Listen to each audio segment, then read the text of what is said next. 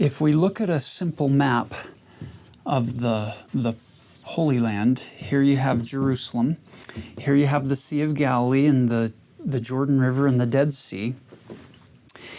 Basically, he's dividing the land separate, the promised land, for this chosen family, because that's part of the covenant, as I will give you a land and I'll give you possessions and I'll give you that priesthood power and authority. Why? So that you can eventually bless all nations of the earth. Well, things go great until they split into two kingdoms. The northern kingdom has 10 tribes. It's called the Kingdom of Israel. The southern kingdom has 2 tribes called the Kingdom of Judah.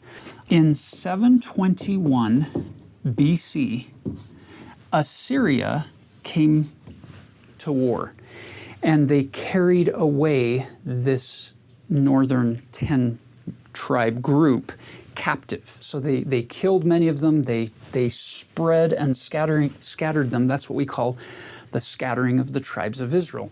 It occurred in 721 BC. This sets up a very, very clear distinction in Scripture, and especially for the Book of Mormon moving forward. You're going to have 3 different groups of people that are mentioned over and over and over again in the Scriptures, in the New Testament, in the Book of Mormon. You're going to have the Jews that usually refer to those in the Kingdom of Judah, or the tribe of Judah combined with Benjamin, that's subsumed into the tribe of Judah as far as this label is concerned. So you have the Jews. Jesus is a Jew. All of his 12 apostles are Jews. His work is among the Jews. Then the second group that becomes important is scattered Israel. So these are those who are of the house of Israel, but they've been scattered. They've been spread throughout the world, and there's some intermixing and intermarrying that's going on. And then the largest group by far is the Gentiles. So when you see the word Gentiles, all it means is non-Israelite. It's somebody that wasn't in that family of Abraham and Sarah, originally descended down through Jacob.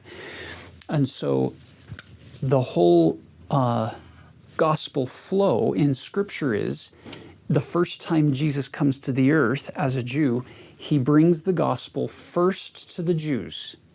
Then he takes it to scattered Israel next through his apostles. And then his last command before he ascends is, now take the gospel into all the world. Preach the gospel to every creature. Now we're going to go to all the Gentiles.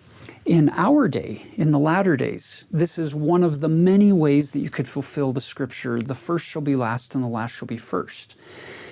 He now brings the gospel to the earth through what would have traditionally back in biblical times been considered Gentiles, people with European ancestry for the most part, with married into the family of Israel probably, but we go first to the Gentiles.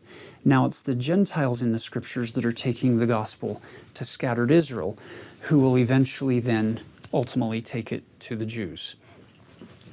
So as you're reading in this set of chapters, pay attention when he uses the word Israel, when he uses the word Jews, when he uses the word Gentiles, and watch the scattering and the gathering unfold, and how Nephi is using Isaiah to talk about how God is doing his work of blessing all the people in the earth, not just those of the house of Israel. And today, in the latter days, there are a lot of people who may wonder, well, who are the Jews today, or who are the Gentiles today, and how does this all fit in?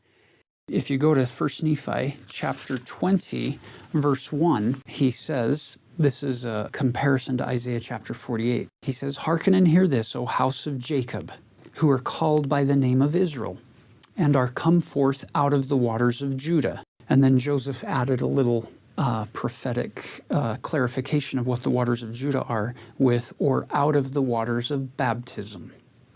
The point is, anyone in the whole world can become a part of the covenant family by entering the waters of baptism.